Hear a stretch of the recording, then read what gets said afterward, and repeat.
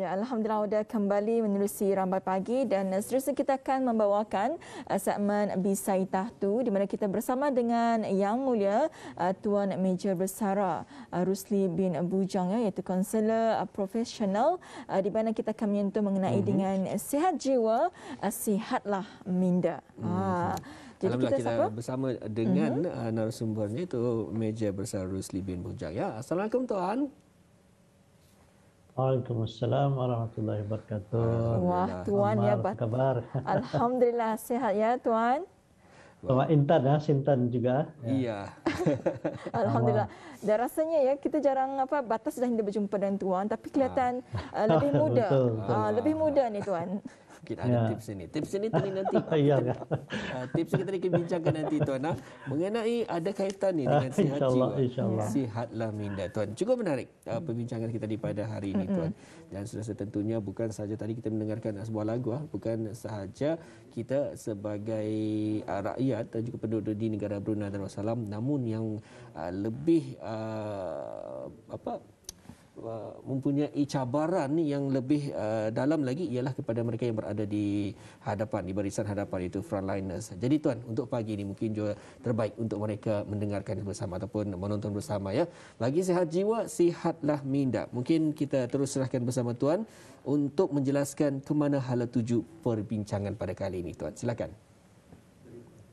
Okey, terima kasih Muhammad. Alhamdulillah, dan juga Alhamdulillah pada pagi inilah insyaAllah seperti biasa saya akan berkongsi satu satu hal yang saya rasa cukup signifikan jugalah dalam kehidupan kita.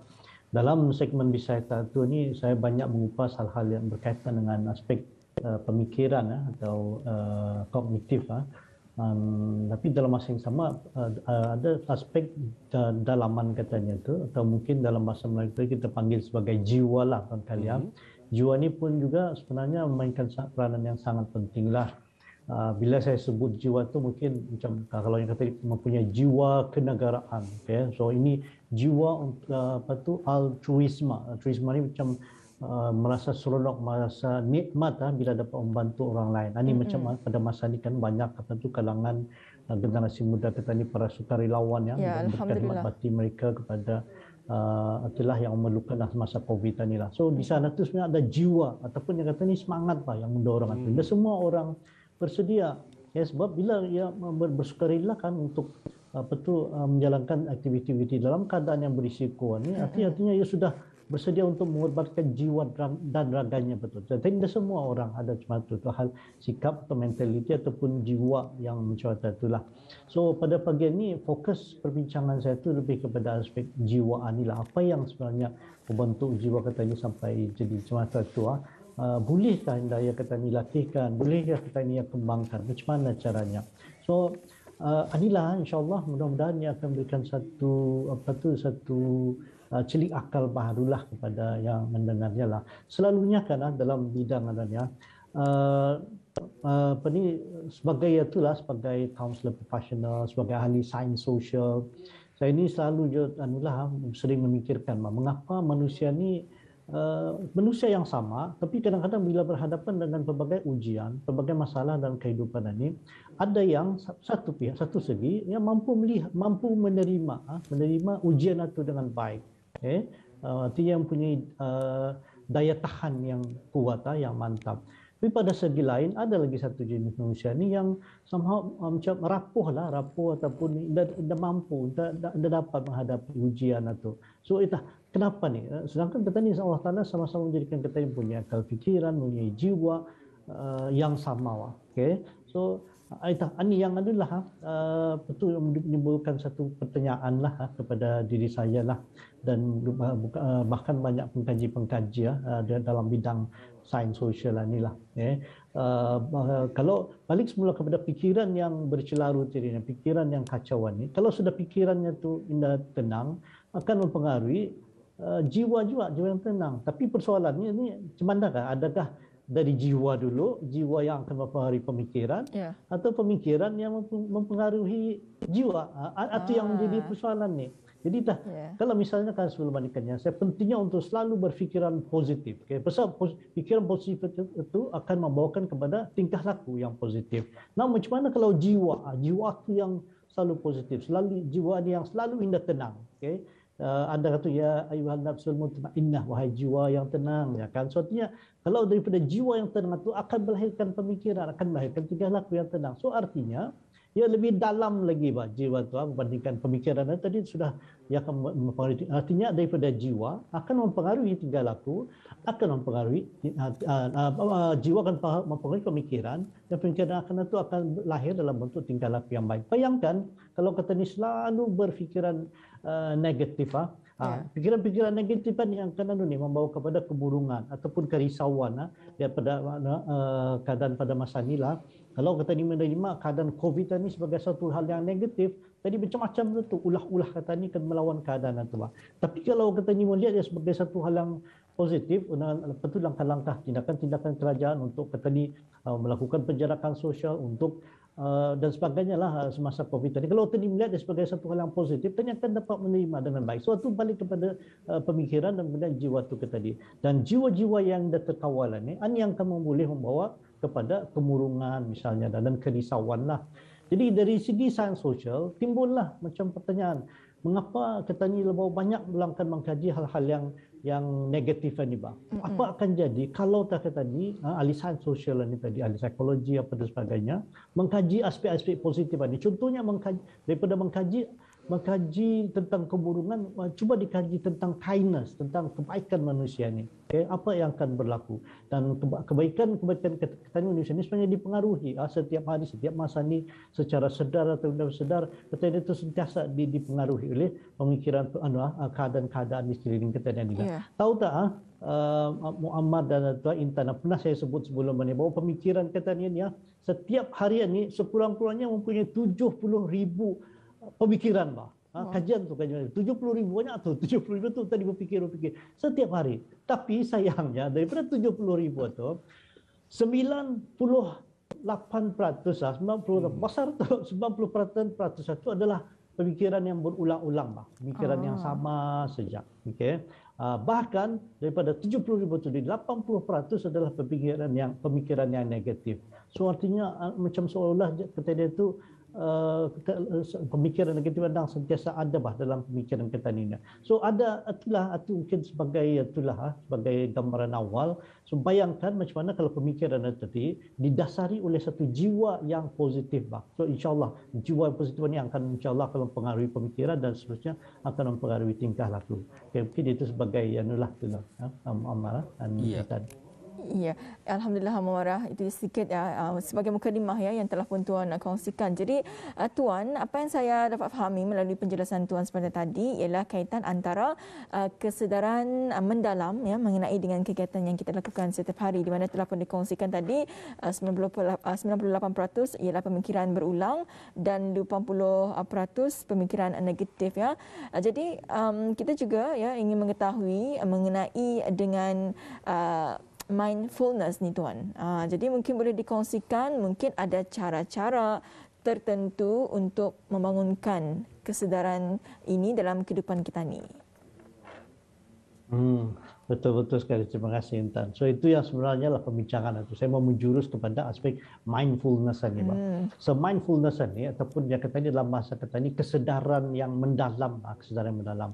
Sebenarnya kalau sudah kata ni kupas bahkan menjadi satu secara natural semula jadi memang ada dalam kehidupan kita ni, khususnya kita ni sebagai seorang Islam inilah. Cuma di barat baru-baru ini dikembangkan disebabkan aspek-aspek yang dikembangkan pada masa ini boleh berfikir pada aspek saintifik, pemikiran, tingkah laku belum dapat membantu ataupun menyelesaikan sepenuhnya masalah manusia pada hari ini. Okay? So orang sekarang ini mungkin ada timbul kesedaran itulah untuk menimbulkan kesedaran, melakukan sesuatu itu dengan penuh kesedaran. So ada 4 cabaran sebenarnya cabaran yang dalam keadaan kita di dunia hariannya yang sebab pantas, sebab berubah adalah masa itulah ada 4 cabaran yang boleh menjejaskan kesedaran secara mendalam ini tadilah.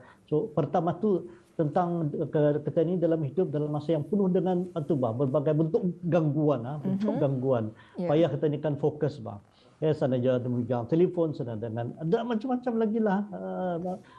Ada satu kajian yang sangat menarik di barat. Apa kamu sedang fikirkannya buat survei lah, apa kamu fikirkan pada masa ini? Apa yang adakah kamu bahagia pada masa ini?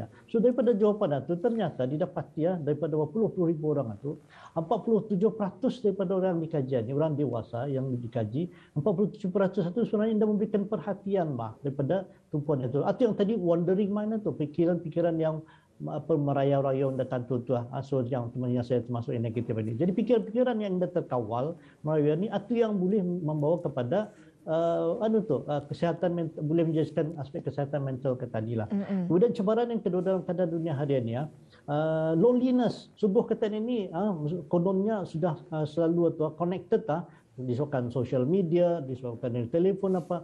Tapi ternyata bila dikaji, rupanya loneliness itu semakin meningkat. Ada satu kajian mendapati sampai 76% kalangan orang dewasa ni berasa sunyi. Kenapa berasa sunyi? Mungkin dia bersama kawan-kawannya ataupun keluarganya, tapi indah ada connected, ada perhubungan secara seperti perhubungan yang baik lah. So itu maksudnya loneliness itu artinya kesunyian kesunyian. Kita ni mungkin masih berasa sunyi walaupun bersama kawan-kawan. Sebab kita ni ada bentuk perhubungan yang sebenar itu tidak benar wujud kita ni mungkin berada sama kawan tapi pemikiran perasaan tadi bersama orang lain dengan telefon yang kita ni gunakan itu contoh yang masukkan sebagai kesunyian inilah. Kemudian cabaran yang ketiga tu dalam pikiran kita ni somehow kita ni macam lalu berfikir negatif punya fikiran negatif, self talk yang negatif dan bila ni ada pola-pola pemikiran macam ni itu akan menjejaskan penampilan kita ni, harga diri kita ni. Okay. Bahkan kajian dapati sampai 33% orang di kalangan penduduk Malaysia ni secara umumnya mempunyai pemikiran-pemikiran yang negatif ni. Ya banyak macam padah pada dirinya tu aku ni apa jua. Itu banyak melihat aspek positifnya itulah. Dan dari sekali itu cabaran dalam dunia harian ni yang keempat adalah sekarang ni seolah-olah generasi ini seolah-olah macam hilang hilang makna dalam kehidupan dia. Apalagi So kita sehingga itu yang memudahkan adalah menjawabkan kita ini beberapa dengan posati dalam kehidupan kita ni pada hari ini lah. So artinya mindfulness konsep mindfulness ataupun kesedaran yang penuh mendalam tentang kehidupan ini sebenarnya satu hal yang baru dikembangkan dalam dunia harian ya. Sebab kehidupan harian ini di barat khususnya semakin bersifat individualistik semua kamu menyendiri saja. Tapi dengan adanya mindfulness tadi, dengan melakukan itu dengan penuh kesedaran, bukan hanya kata ini membuat dari segi tiga laku, tetapi dengan juga memberikan perhatian aspek kejiwaan kata dia tu. Simple as misalnya, macam kata, ambillah menjemur pakaian ke, pakaian kan tu ataupun mencuci piring mangkuk apa. Jadi bila kita mencuci itu di sana yang kata ini melakukan dengan penuh kesedaran itu akan sangat berbeza dibandingkan dengan kata ini sekadar membuat saja. Itu tidak akan memberikan kesan. Tapi kalau kata ini melakukan apa saja dalam kehidupan tani sehari ini dengan penuh kesedaran, dengan niat dan kesedaran yang baik itu insya-Allah akan memberikan kesan yang positif juga. Suatu yang adalah untuk menjawab pertanyaan tentang tadi. Baik, alhamdulillah. Makna kehidupan. Satu perkataan yang cukup dua patah perkataan membawa makna kepada diri kita ni, makna kehidupan. Dan ini juga kalau diikutkan dengan tajuk tuan ini mungkin ada kaitan dengan cara kita ni beribadat ataupun juga ketakwaan kita ni kepada Allah Subhanahu wa taala. Bagaimana pula dengan pandangan tuan?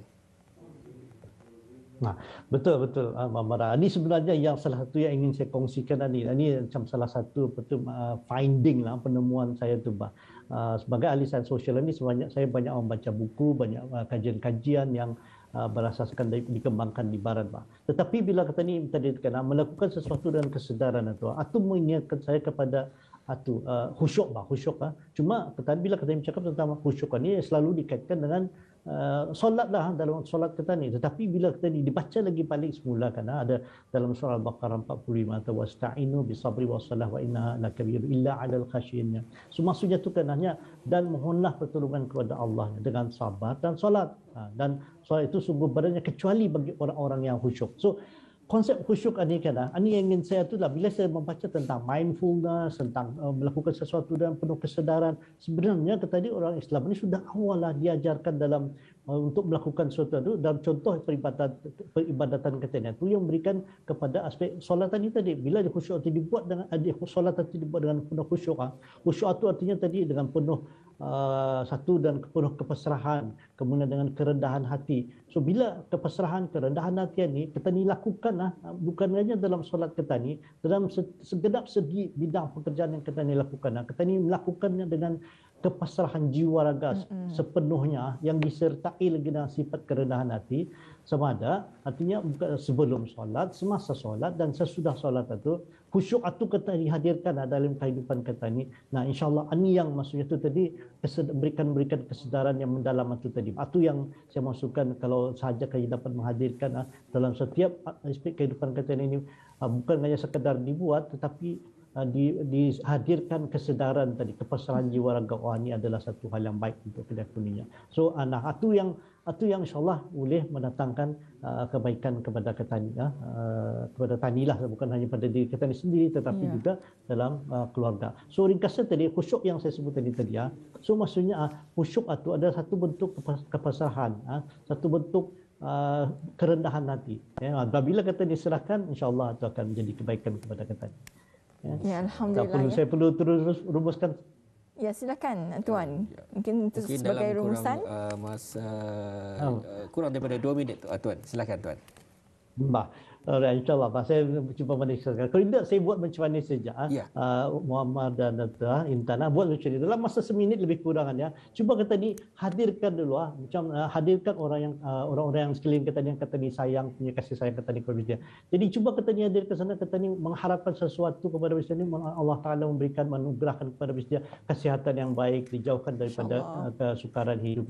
So, cuba dengan menghadirkan sesuatu dalam setiap seminit itu, setiap hari. Bila kata ni melakukan dengan penuh kesadaran macam itu, sebenarnya dari segi psikologi akan memberikan happy hormon kepada diri kita ni, dan happy hormon tadi yang ataupun hormon-hormon gembira ini akan mempengaruhi kehidupan kita ni secara positif, sehingga kita dapat melakukan kegiatan harian dengan lebih baik lagi dan seterusnya mempengaruhi secara baik serta mendatangkan kebaikan kepada orang di sekeliling kita ni, insya-Allah. Insya-Allah, masya-Allah ya. Jadi kita cuba ya untuk kita ni perhatikan dalam sehari itu mungkin dalam 1 minit untuk kita ni merenungkan kembali, untuk kita ni lebih lagi menghargai dan juga menghayati apa yang telah pun ya diberikan oleh Allah SWT, kesihatan yang baik ya, rezeki ya untuk bersama dengan keluarga kita ya. Baik, ya kita telah pun kita bawakan kepada Audah satu segmen B-Side tu. Semoga ianya bisa bagi habis kita dan juga bermanfaat kepada Audah. Sihat jiwa, sihatlah minda. Dan kita ucapkan terima kasih ya kepada Tuan Meja Bersara Rusli bin Bujang, kaunselor profesional, kerana berkesudian untuk meluangkan masa mengongsikan sedikit tajuk kita pada hari ini. Moga kita bersua lagi Tuan. Assalamualaikum. InsyaAllah. Waalaikumsalam warahmatullahi wabarakatuh.